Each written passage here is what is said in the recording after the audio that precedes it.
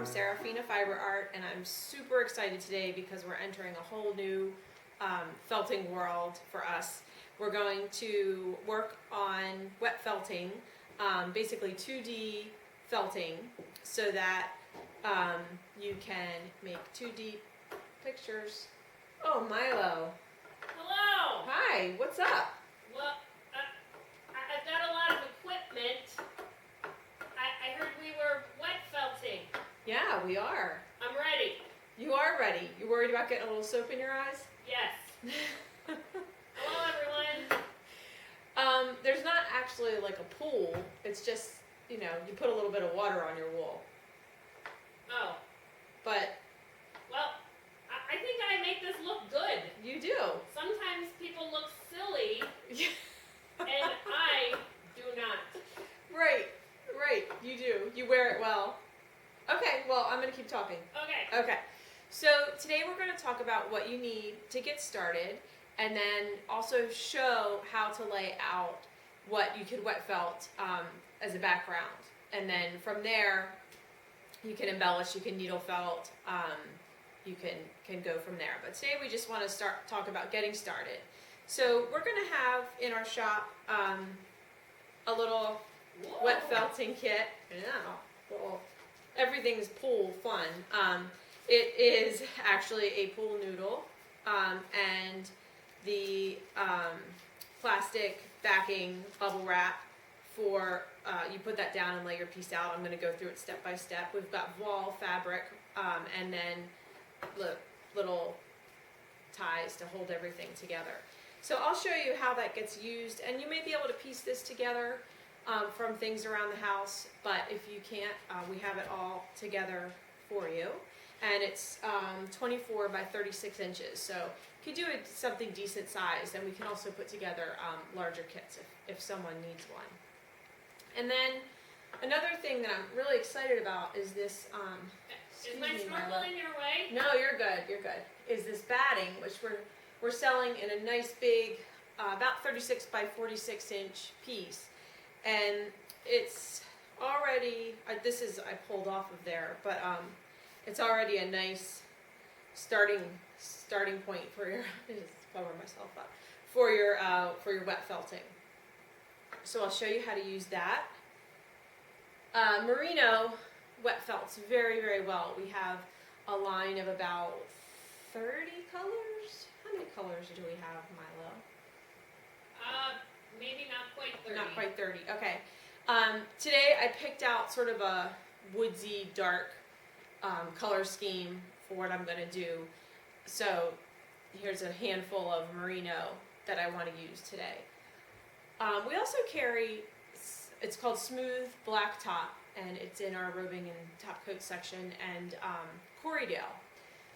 These fibers wet felt really, really well, and we've got white and black. So if you don't have the batting, or in addition to the batting, you can start getting some layers together by using these. They're a little bit less expensive than the merino, and where'd you go?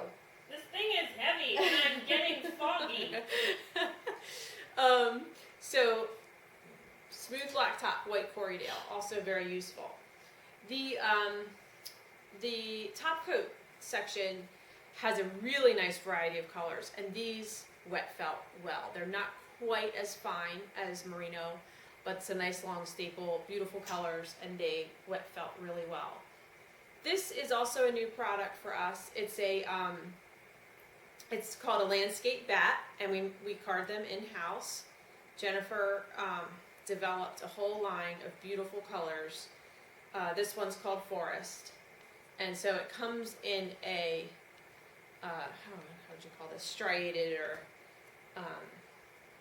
kind of a range of colors, so that you can pull from different sections of it to get different colors, or you could take some all the way across it, use the hand carders to blend them together to really get a more interesting kind of muted solid color. And huge variety of colors in these. We've got canyon, we've got water, we've got sky. So that brings me to the hand carders. They're used in a pair And we are going to have, I keep saying we're going to have because these are all things that aren't in the shop. Well, hopefully they will be by the time we, publish the video, but just keep your eyes peeled or message us if you don't see something that I'm talking about. These carders work, like I said, in a pair. We're going to go over how to use them, and they're made for us by the same woodworker in New York that makes the Zuli tool. They're beautiful, cherry and walnut, really, really well made and nicely balanced, and we're very excited to have such a special, unique hand carder to offer. Some other things that we carry that you might really enjoy using are locks. So I have, we have in the shop, they're called candy curls, just a really huge variety in colors of all types of locks. They're really fun to add texture to your project, color and dimension.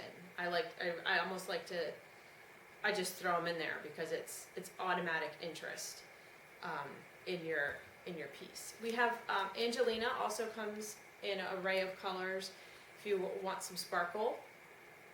I'm going to maybe use a little bit of hand spun, but yarn, you can really incorporate anything in that will felt, basically. Or even if it doesn't felt, you can use a little bit of wool to sort of as glue to felt it in. We have a fiber art bat section, and I created this bat specifically for today, and it's got all the foresty colors in it. But these bats are made with all kinds of fiber art in mind. So usually in the description, I say, you know, are they great for spinning? Are they good for wet felting? And a lot of the time they're great for both.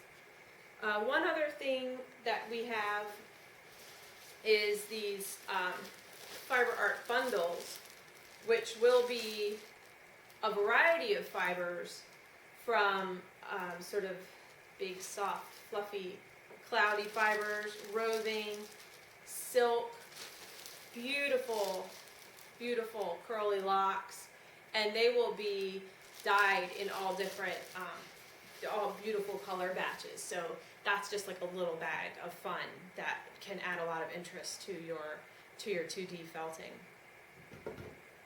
It's a lot. My bad. It's okay. It was just me. On that note, we're going to switch to over the shoulder and do a little bit of, okay, Milo. Sorry. And show you how to start putting some of these things to use. So the first thing that I want to do is I'm going to show you a couple of things. We did a lot of experimenting, and I wanted to show you, we felted everything the same amount of time to see what felts efficiently and what isn't worth our time. So this is the black smooth top and the Corriedale, the white Corriedale that I was talking about, and those wet felted very well. They're nice and tight. This is merino, which we already know wet felts very well. This is actually Targhee all by itself, which is very soft. It's a little bit, I feel like it's a little bit more crimpy than merino, but this wet felted really well, and I'm going to be including that in some of our in some of those fiber art bundles that I was telling you about. So that's why it's important to know that it can be wet felted easily. This is a top coat, and that is nice and well felted. This is one of the landscape bats. I think this is sand dune, and that is, it's primarily merino and top coat, so they wet felt very well. This is the batting all by itself, and it's a little bit fuzzier, but it is well felted. And then this is the batting with merino. Really nice little piece of fabric there. I was surprised how well the curls felted. So this is straight border luster curls. This one too, I think. So they actually felted into a pretty solid fabric there. So that was kind of interesting to see. I thought they wouldn't felt as easily as they did.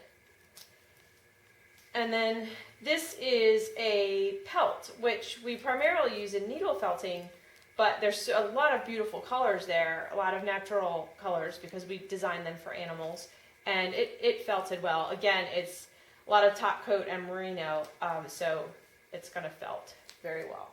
Okay, I just wanted to go through, these are some of our products, so to let you know what really works. Really, the only thing that I would avoid is straight core.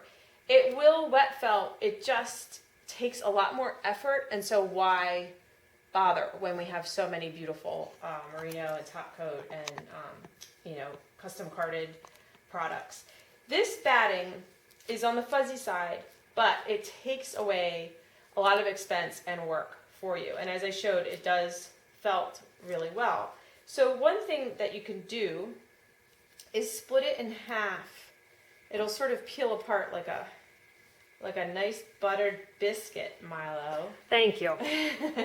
And the reason you want to do that is because the batting is generally the fibers are running in one direction.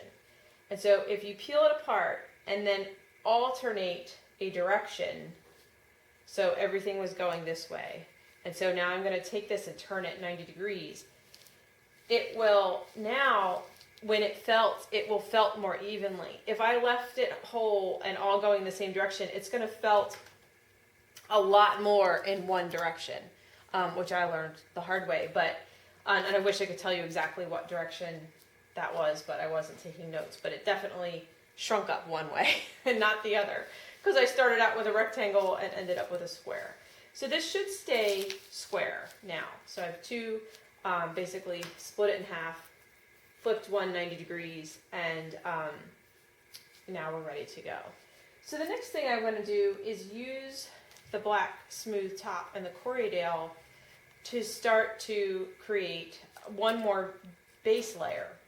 Basically, you want 4 layers and then your finished colors.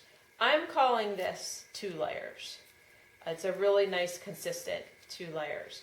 I'm going to do 2 layers of the these 2 fibers and then start working on my finished colors. I like to use black under parts of the finished piece that are going to be dark. It just, should your top coat colors kind of felt felt into each other and some of this be revealed, it's only going to deepen the intensity of your darkness, whereas if it were white under there, it would pollute that. So actually, I want to go this way. Every time you want to alternate direction. So I've got this batting going top to bottom. And I just grab the very end and try to pull a nice, even, consistent bunch. And I'm going to kind of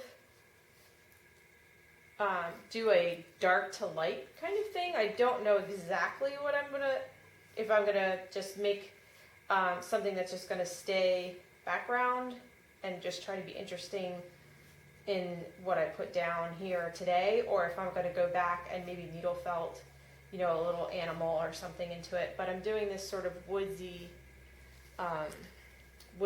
color scheme.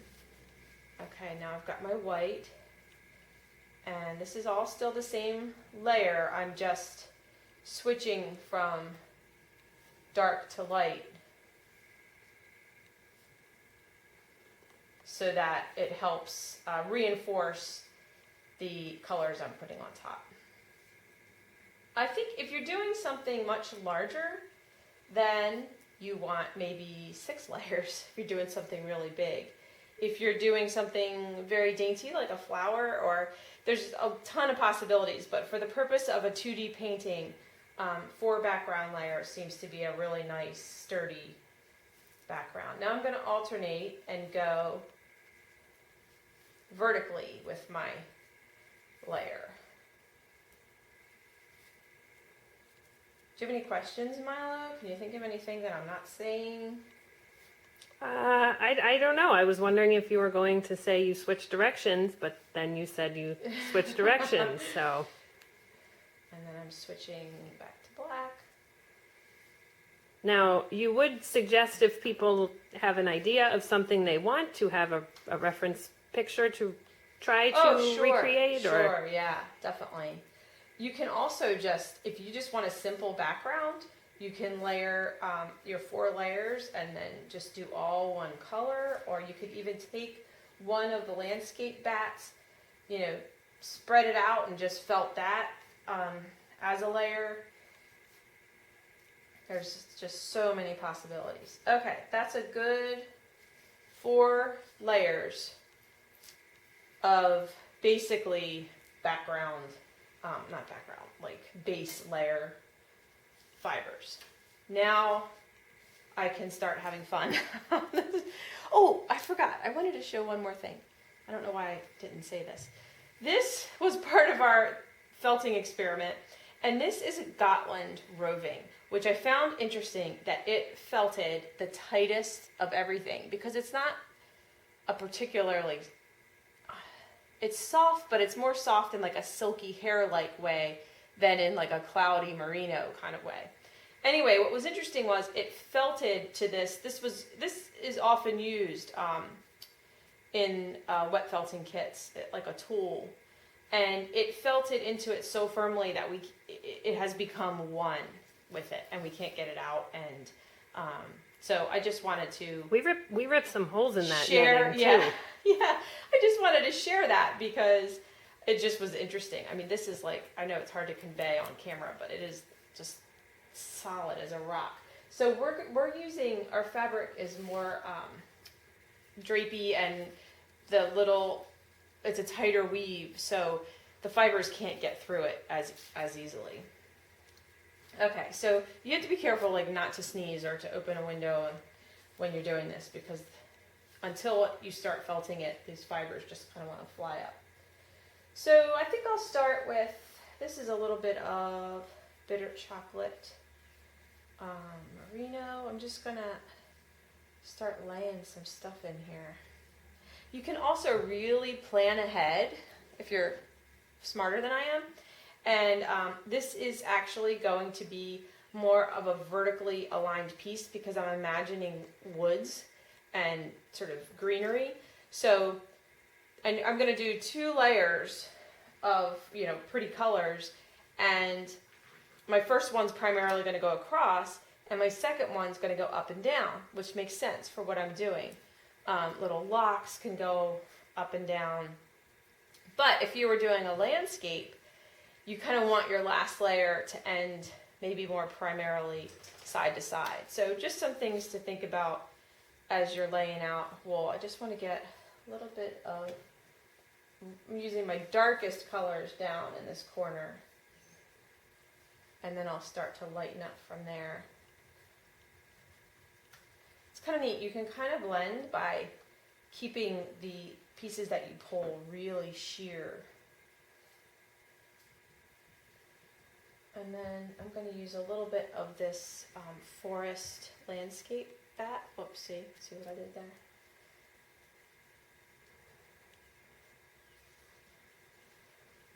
These, this top layer of color can really, it can go any which way, really. I mean, you can fan stuff out. You can, now since you have your 4 base coat layers, you can kind of go crazy with your, not much rhyme or reason, to the top coat.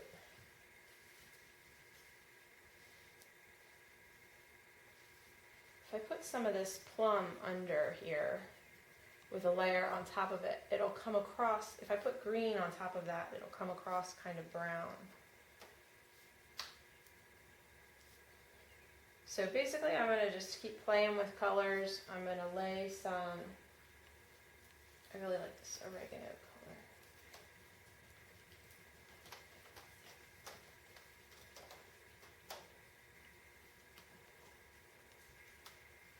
I'm thinking that this top corner is a little more distant in space. That's kind of my thinking. So I'm going to try to pull from my fiber art bat a little bit more kind of muted.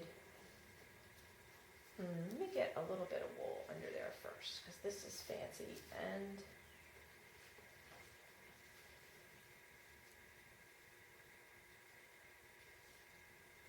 I don't want to spend all my fancy. So if I do know I'm going to be doing 2 layers, then I switch directions. This is the forest landscape bat. So if you are on the light and the dark, you could do just a single layer on top of the white. You could. Okay. You could. It's when the wool. It's 2 is better.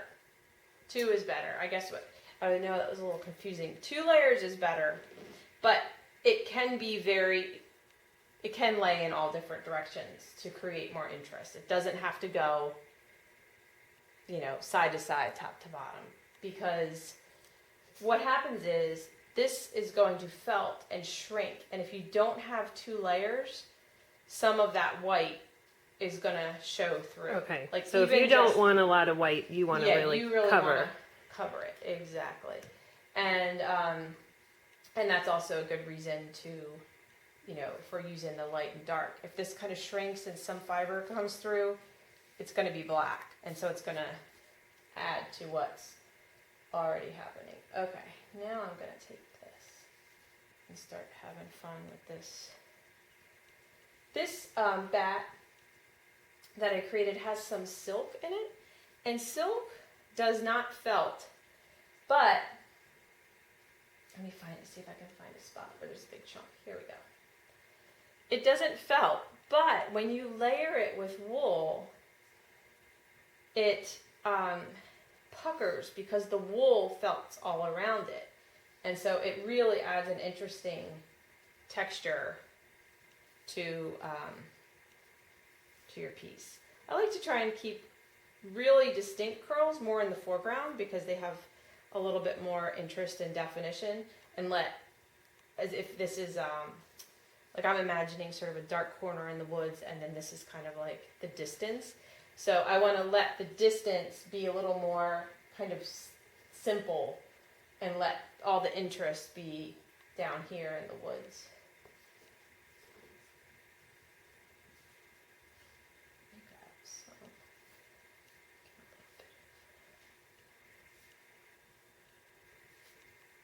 You are a little bit like a kid playing Yes. with colors. Yeah, I know. You can't be afraid. You just have to. Some of us who are a little more anal retentive and there's lots of words are not so go for it. I know. I really I feel like I want a, almost like I'll go get it, hold on.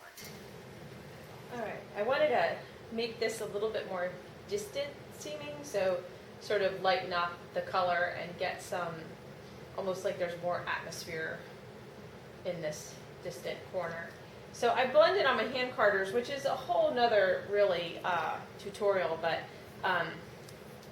took some of this blue raspberry, this is blue raspberry, yeah, and patina.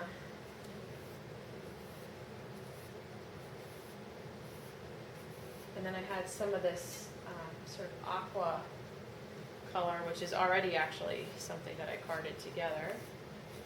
And the patina and blue raspberry are almost complementary colors. So when they blend together, they're going to gray out, even though they're 2 pretty vibrant colors. By putting them together, they're going to gray out. they sort of mute each other. So it's a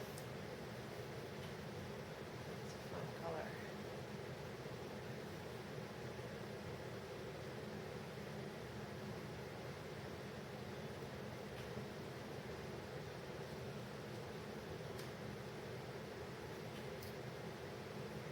Milo, you're so quiet today.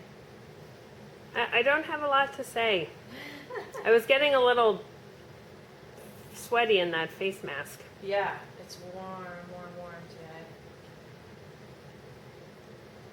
You know, punches of red under the green are going to be good too. Let me do that a little bit.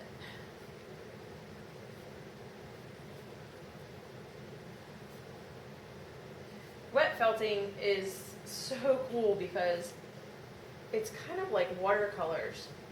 There's little happy accidents. Alright, so just keep pulling from. This is more from the landscape bat. Get up into this corner a little bit. I'm going to wait to put locks on until the end when I just really want a ton of interest. For those of you who like a little direction, the landscape bats are all just neatly set out in all the colors you need. Yeah, this is from the fiber art bat, which is already has a lot of kind of crazy, interesting colors going on. So what's neat, what'll happen is, as things felt, they'll sort of peel away from each other and reveal what's underneath, basically. And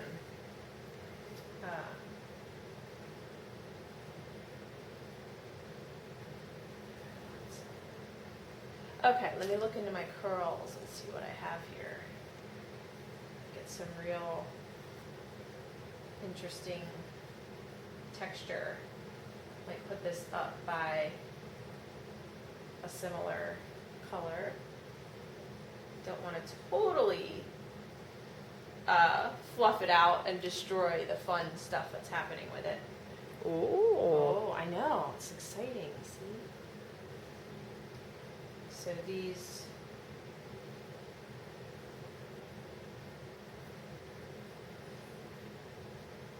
So if I were making like something specific, like, you know, a bird or a fox, then I would start really laying stuff in with a lot of attention to exactly where it's going. But since this is meant to just kind of be crazy like the woods, I love the way purple looks with brown and green.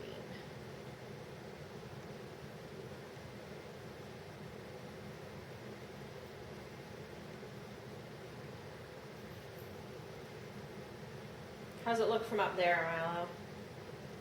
It looks very pretty. It Looks random. It looks a little messy. I guess it is, really. I've seen you do this, so I am a believer. Yeah, this is a really pretty dusty little kind of dark teal peacock blue color I want to get into here. It's almost magical. Like you start with this and you get this Yeah. like tightly felted pretty painting from a big puff. Yeah. It is. It's kind of crazy. Ooh, a little bit of shock of a brighter color, I think, is a good idea. Looks like a good place to nap. I would totally nap on that. Yeah. I want to like live right in here, which is sort of what I'm thinking about. Some little animal is going to. Ooh! I just found a really cool bunch. So these are the kinds of really interesting variations in color that'll come from the fiber art bundles, the big die pots of all different fiber.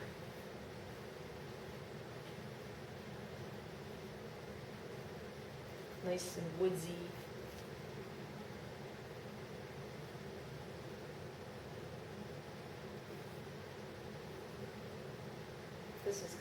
too, this aqua. A couple of these up here.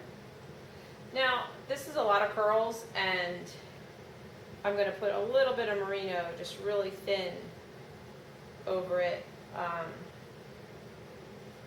just to help hold it down. I also want to get a nice dark layer right here. I'm letting this kind of blend almost to, it's going to appear almost black. I'm not putting a lot of interest right down here.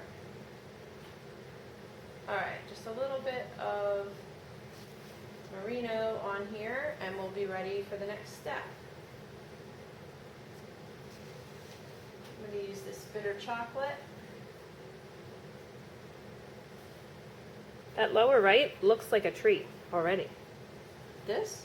The curly. Oh. Cool.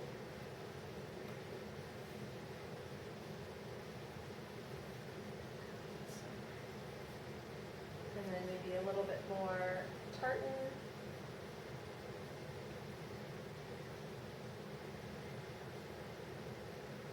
Oh, and a little bit of that. I love Bing Cherry. I'm not a red person, but I love this red.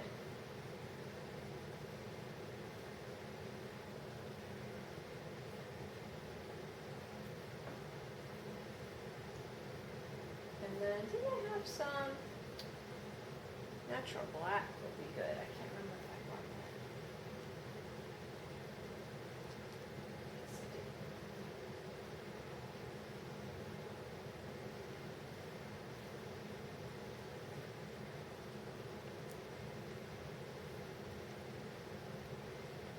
So at this point, you lay the fibers. At this point, you lay the The fibers way you want them. the visual direction that you Okay. want things to be. Yeah, if that makes sense.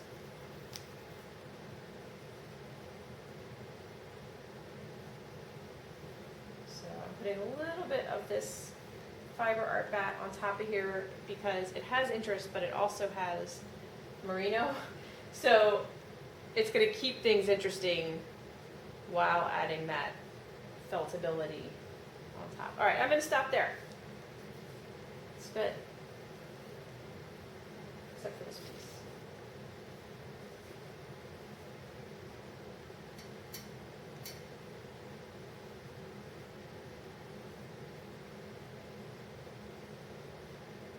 Okay. All right, I'm ready to begin wet felting. I've got a towel underneath my work and my thing of hot soapy water, just as hot as your water heater gets it, and then drizzle some soap in there. There's no specific amount of soap. I'm using Dawn, but I think you can use anything that is soapy or has glycerin. This is our voile fabric that I'm going to lay over it. This piece is a little big for what I'm doing, but once that's on there, it's sort of holding everything in place. And then I just take, it's going to soak up a lot of water, so I just take it and use my hand to sort of help disperse it a little bit and start pouring it on. You know, I used to be addicted to soap. Really? Yeah, I'm clean now, though. What? I used to be addicted to soap, but I'm clean now. I'm clean. Good one, Milo. Right? Yeah. Little edgy. So I'm pressing that down to see where I stand, and if there's still really fluffy areas and water isn't starting to come out of the edges, then you need more. I'm way too impatient for any kind of, at this point, wetting this down, it takes so much water that the spray bottles and all that stuff just make me crazy. So, so now I can see I have a little puddling. See if I can press that water around the rest of the piece. A little bit more right here.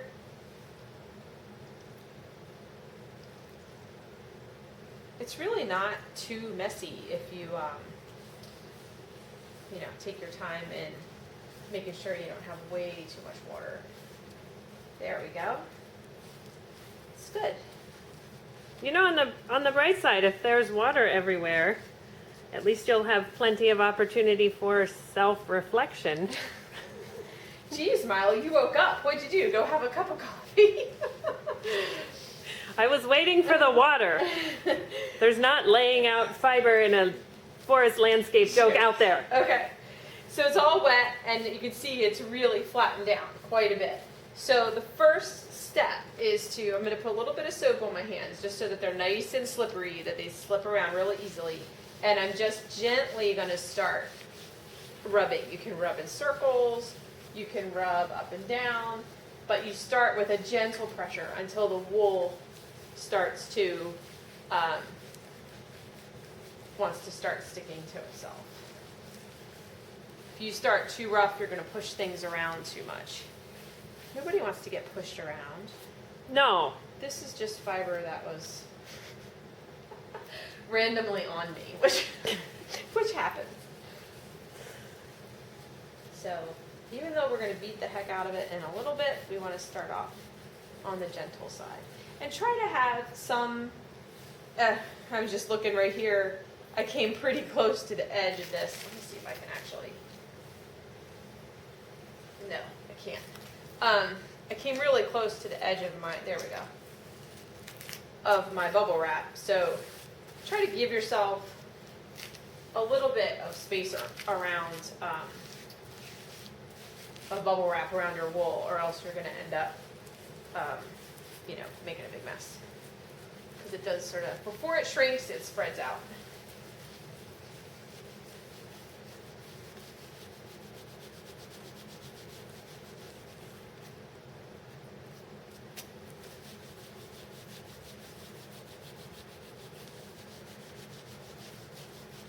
All right.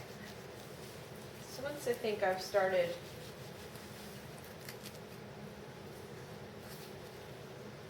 getting everything kind of starts just smoothing out and coming together, that's when I'm going to roll it up with my pool noodle. So try to keep track of which direction you're going. So the first time I'm going to go bottom to top.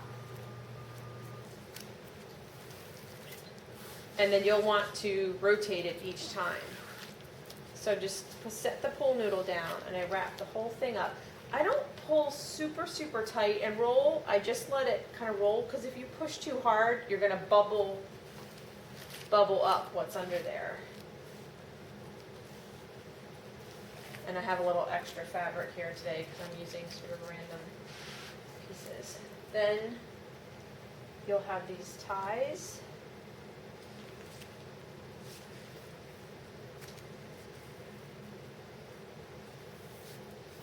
I thought I was working so small, but I really should have just used a full-sized kit.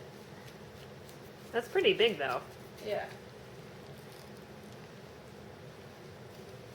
So what did one ocean say to the other? One ocean say to the other. I have no idea. They said nothing. They waved. Oh, good. Now, you could take your towel and roll it around there so that when you start rolling, you don't have water coming out. Some might squeeze out as you're applying pressure. But I go just like fingertips to elbow, and you want to go 100 times.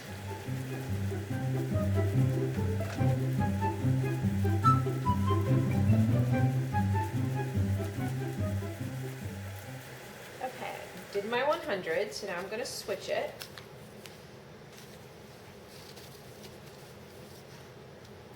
And I'm also going to try to switch it to a bigger piece of bubble wrap because I had a lot of water come out of this end.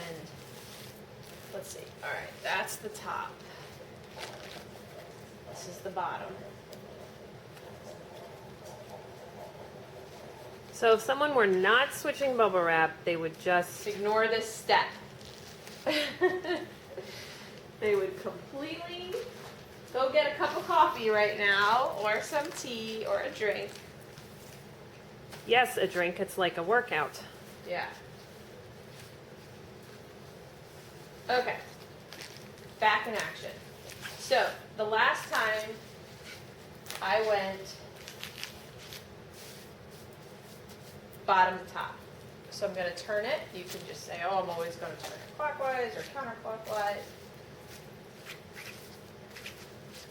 So this time I'm going to go from the left side to the right.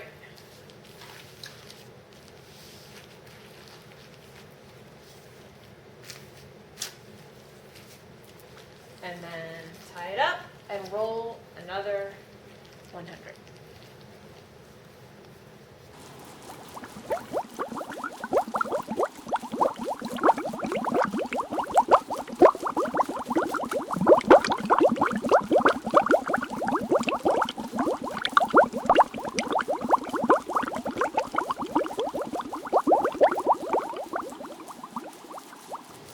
All right, so I went around turning 90 degrees each time.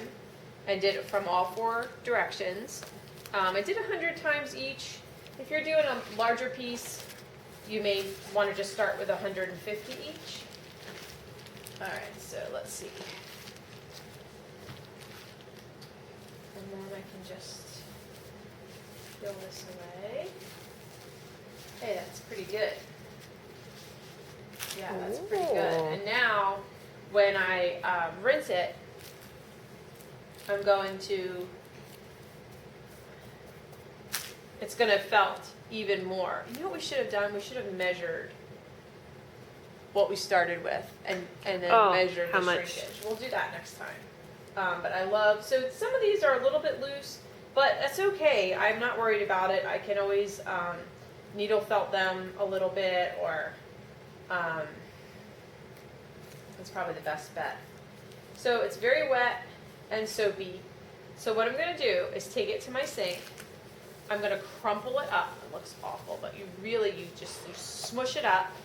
You rinse it hot, squeeze it out. You can even like bang it in the sink, bang it around a little bit. And then let your water run cold until it's cold. Put it under there, rinse it, and go back and forth maybe 3 or 4 times until all the soap is out. So I'm going to go do that and I will come back. Okay, I'm wearing rubber gloves because we've got this water temperature set extremely hot for washing fleeces, but I'm really squeezing it, not being gentle at all. So I feel like it's saturated with hot. So now I'm going to let the cold run and kind of bang it.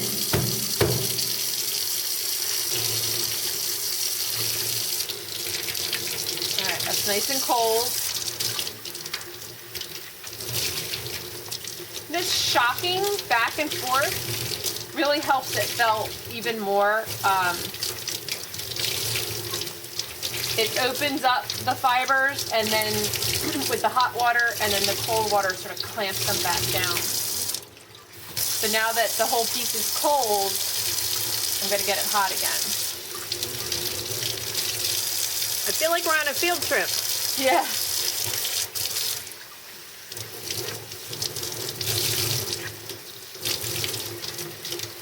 I've got most of the soap out now.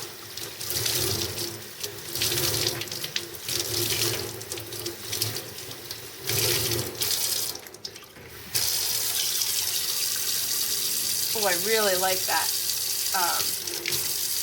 that aqua with the brown. One more time with the cold.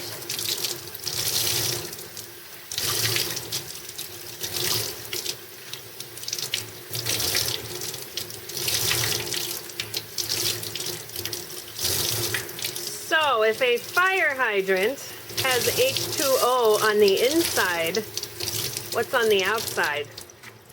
A fire hydrant has H2O on the inside. What's on the outside? It's really kind of tasteless. I don't know. K9P. That, I like that one. I'm going to tell my kids that one. Oh, they're gonna love it. All right, just squeezing it out. Okay, I rimmed it out just with my hands. I have a spinner that I put my stuff in, which I did not do to this, but I could. But you could just take a towel, take your towel and roll it up like that to get a lot of water out.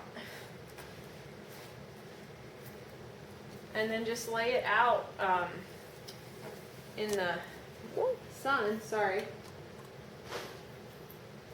or anywhere really, and it'll dry. So these tips are a little loose, which I kind of like. I like that texture, but they're stuck on there. And if there's anything that moved or that I decide I really don't, that needs more felting, I can punch it with the punch tool a little bit. But you can see that the back is totally felted. It's nice and sturdy. I like it. I think I'm going to put maybe a little, I don't know, maybe a fox head or something in there.